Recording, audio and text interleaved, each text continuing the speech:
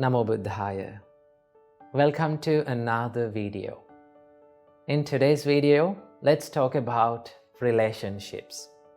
And I'm going to be sharing with you 6 principles taught by the Buddha on having a healthy and happy relationship. Well, maintaining a healthy relationship, maintaining a happy relationship or long-lasting relationship is a bit challenging. Why? Because we have different personalities. We are different from one to another, right? But we lose this ability to understand about this situation, this reality. What is the reality? The difference between each other. Sometimes we ask from the people, or we ask from our partners, why can't you think like me? Why can't you be like me? Why can't you act like me or behave like me? This is where we make many problems in relationships. But if we can realize the difference between one another, or if we can realize this reality, what is that? We are different from each other.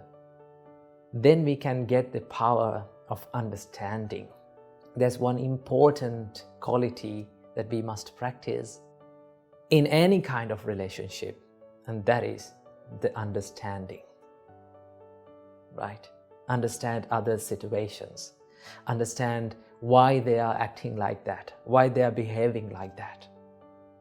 So, our great teacher Supreme Buddha taught there are 6 principles to practice. These are the practices, actually. If you practice these 6 principles in any kind of relationship, your relationship will be much more happy and healthy. Okay, so without any further ado, let's get into these principles, and I'm going to explain one by one in turn. First of all, the Buddha said you need to practice these principles when that person, the person or our partner or our companion or the people who we are relating to, when that person with us or in front of us, and also in the times where that person is not with us. That means both privately and publicly we have to practice and maintain these principles in our life. And also these principles was taught by the Buddha to monks actually, because as monks we live as a community. Now in our monastery we have more than 25 monks. So when you analyze their personalities, they all are different. They all have different ways of lifestyles. So when we are interacting, there may be some problems. There may be some crashes. But if you practice these qualities, if we practice these qualities, there will be less problems. There will be less disagreements. So that is why Buddha taught us these principles. So this was originally preached by the Buddha to the monks actually, and also you can apply these principles to your life also. So let's get into the first principle. Buddha said, you need to treat your spiritual companions, regarding to monks actually. Buddha said, you need to treat your companions with physical kindness, bodily kindness. What do you mean by bodily kindness? There are certain things that we can do from our body in order to show our kindness or show our compassion towards that person.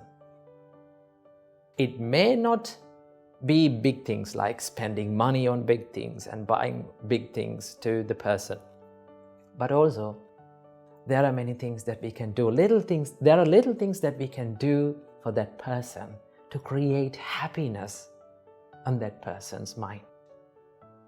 And also we can give that, by doing these things, we can give that idea that we value your life, that I value your being with me. So Buddha said, do the acts of loving kindness from your body. Maybe like helping in his career, maybe like helping in his household activities. If you take an example, like in a husband and wife relationship, you can share the things that you are doing in the life. We can help each other. That is one way of showing love and kindness to that person. And also we can show in many ways our love and kindness to these people. When you act from your body with love and kindness, that creates the mutuality between people. So the first principle is to treat people with physical kindness. Then Buddha said, as the second principle, treat the companions with verbal kindness. You can speak nice and kind and heartwarming words to them to create the happiness and create the pleasure in their mind. Each and every one of us likes to listen to pleasant words, right? We all surrender in front of the kindness, kind words, kind actions. So the first and second thing is to treat them with physical kindness and also with verbal kindness. And as the third principle, Buddha said, this is the most important principle, and that is, treat your companions with mental kindness. This is the important one. Why is that? Because if you generate these kind thoughts towards the people around you, in your mind, your thoughts become your actions. Then your actions will be more kind. Your thoughts become your words, then your words will become more kind. So as the third principle, Buddha taught us, treat your companion with mental kindness. Okay? So when you treat your companion with mental kindness, that means you are spreading this rays and this power of kindness towards them when that person is in front of us, and also in the times where he or she is not with us. We have to do it in the same way. That is the third one. And also as the fourth principle, Buddha said, you have to share without reservation. For the monks, Buddha said, if you get any kind of food or any something good to your life, you have to share that thing with your spiritual companions. Now we monks, when we get some food, we always try to share with our monks. So you can adopt that to your life. Whatever the things that you get, maybe like you had something very delicious food when you're working in a long distance place. And when you come home, or when you come to your partner, or when you come to that person, you can say, hey, I had this food, I had this delicious food. I need you to have that. That means you're sharing it. When you share without reservation, it creates the peacefulness and it strengthens the relationships. So sharing is one of the most key and important ingredients in relationships. And as the fifth principle, Buddha said, you have to be virtuous. What do you mean by virtuous? Now, in Buddhism, as normal people, in Buddhism, we practice 5 precepts.